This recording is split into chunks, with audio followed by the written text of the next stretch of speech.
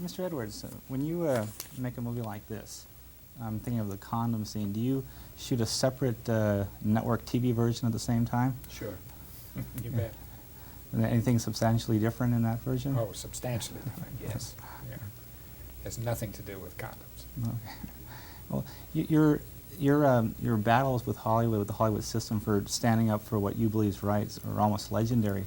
I read that when you were making the movie Operation Petticoat, when you were a young director, that Cary Grant insisted that he wanted the submarine shot always going from one direction to the other. Is that true, and how did that make you feel? Were you intimidated by him? Yeah, I was intimidated. It tested my reality, just about everything. That is a true story. Yeah. It bothered me a great deal. Yeah. Were you worried you were never going to work again when that happened? I was too angry to worry about it at that point. I don't think that that's worried me too much. I mean, I don't ever feel that I'm jeopardized in terms of that old Hollywood, you'll never work in this town again statement, because I'm a writer essentially, and as you well know, you don't necessarily have to have one particular arena in order to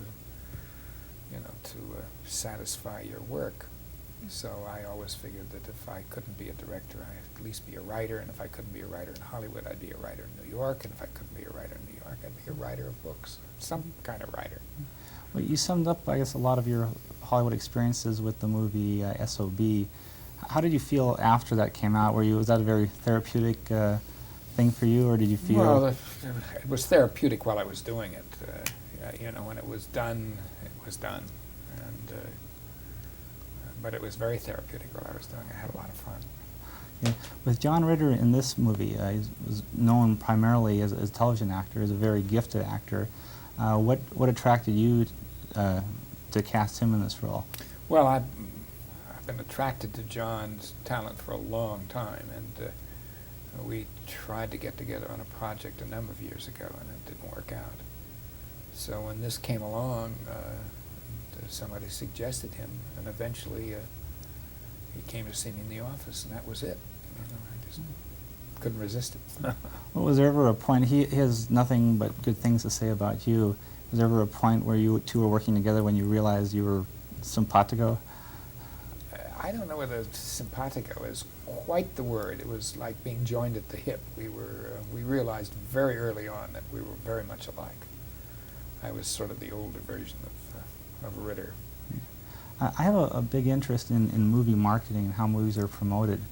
And seeing the promos for this film, I noticed they use the theme music from Peter Gunn, even though it's not in the film. Do you have any part to play with that at all? No, as a matter of fact, I didn't have anything to do with that. I was totally surprised. And at first kind of resisted it. I said, that's something out of my past, and I don't think it necessarily belongs. And they tried all kinds of other music, and the other music never sounded as good as the Peter Gunn music. So I said, well, you guys know better than I do, and so it was left in.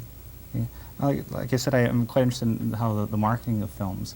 I read once that when the movie 10 came out, that you weren't all that happy with the way the film was promoted. And I'm wondering if that's true, and if you were unhappy with the way the film, like Sunset, was promoted. Well, I don't want to, that's a little crying over spilled milk. And yes, it's true, I was not happy with the way 10 was promoted. And yes, it's true that I was not at all happy that the way Sunset was promoted. Yeah. I interviewed Bruce Willis for Die Hard, and he said it was probably about his favorite film he's made so far, and he couldn't understand why it didn't do better than it did. Well, I liked it. I enjoyed it. I had a good time. And you never know about those things. I think it was badly sold. What are your feelings about test screenings? I understand this film was shown to a number of people, and there were some adjustments were made, some new scenes were shot. Do you take a lot of stock in those kind of things?